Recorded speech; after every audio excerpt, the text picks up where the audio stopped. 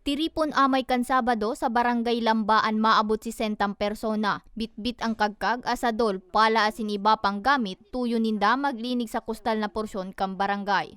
Si Andrea na presidente kan Livelihood Organization kan Lamba saro sa mga nagpartisipar sa coastal cleanup. Sabi niya dakulang tabang ang siring na aktibidad urog ng sabaybayon kan sa indang barangay natatambak ang basura na darakan alon.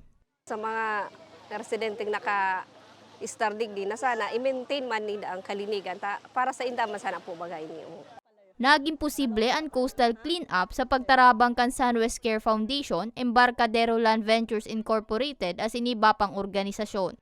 June month is a National Oceans Month at nakikiisa tayo sa adhikain ng National Oceans Month na pangalagaan at ipreserba ang ating kalikasan lalo na sa ating baybayin. Sigun naman sa Sunwest Care Foundation, saroan coastal cleanup sa mga programa kan foundation. Urog ng sasaro sa ng siring na aktibidad, saro komunidad na ang matatabangan. Matagal na tayong nagkakandak ng mga cleanup drive, mga coastal cleanup. So annually, ginagawa natin sila. Ngayon, nakipag-partner tayo kay Embarcadero. So yung mga empleyado nila, yung mga nag-participate sa activity natin. Then in partnership with Barangay Lamba, so sila yung nag-identify ng area na lininisan natin.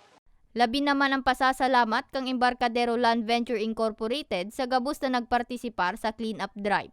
Sana po after this cleanup drive, panatilihin po natin yung kalinisan ng barangay na ito, especially this coastal area kasi po is one of our responsibility, bawat isa sa atin, kung ano ang dapat natin gawin sa kanya-kanya nating basura.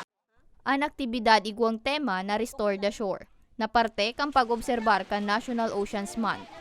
Para sa mga baretang Tatak Bicol, May Arango.